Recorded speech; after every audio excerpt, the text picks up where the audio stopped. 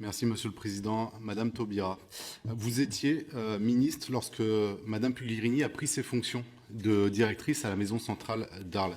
Je ne vais pas m'attarder sur la gestion laxiste de cette directrice au sein de cet établissement pénitentiaire, car qu'est-ce que le terme laxiste pourrait évoquer pour vous, Madame Taubira?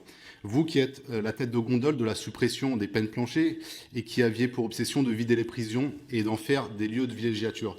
Et je le dis d'autant plus sereinement que vous avez été ma ministre de tutelle et que j'ai vu de l'intérieur le changement de doctrine que vous avez fait opérer. Votre nomination a beaucoup inquiété le personnel de l'administration pénitentiaire et à juste cause, car votre message s'axait bien plus sur la réinsertion que sur la sécurité. Cette inquiétude, elle s'est amplifiée après votre première sortie comme ministre, où il s'agissait d'assister à un match de basket avec des détenus qui avaient bénéficié d'une permission de sortie et dont l'un d'entre eux en profitera pour s'évader. Tout à l'heure, j'ai failli tomber de ma chaise lorsque vous avez parlé de votre parfaite action en matière de renseignement pénitentiaire, sujet dont on a beaucoup parlé ici lors de ces auditions, alors que vous vous êtes opposé à l'extension de certaines de ces prérogatives en matière de renseignement pénitentiaire et qui a fortement ralenti la création d'un service qui se veut d'assurer la sécurité à l'intérieur comme à l'extérieur des murs de nos prisons. Alors, au cours de l'exercice de vos fonctions comme garde des Sceaux, vous avez défendu des positions un peu contradictoires au sujet notamment de la radicalisation des détenus. Vous aviez déclaré être très réservé face à l'initiative d'un directeur d'établissement qui consistait à regrouper, son action consistait à regrouper et isoler des détenus qui étaient identifiés comme islamistes radicaux. Et ensuite, en 2015, vous avez annoncé un plan de lutte contre la radicalisation qui étendait cette même expérimentation à d'autres établissements pénitentiaires.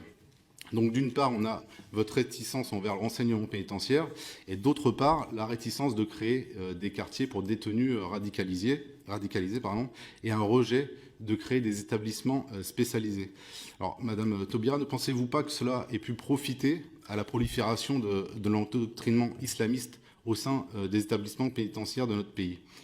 Au sujet du statut de DPS, vous aviez l'autorité de retirer ce statut de DPS à Yvan Colonna, mais jamais vous n'avez agi en ce sens quand vous étiez garde des Sceaux.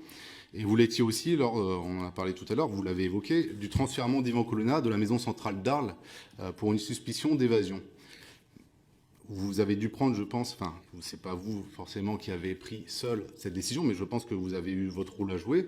Qu'est-ce que vous avez comme élément à nous fournir sur le bien fondé qui a fait de cette prise de décision de transférer Yvan Colonna en urgence de la maison centrale d'Arles au Aréo, comme on l'a dit? Est-ce que ce transfert n'a pas notamment joué un rôle dans son maintien de son statut de DPS? Donc, Madame Taubira, merci de nous éclairer sur l'ensemble de ces points.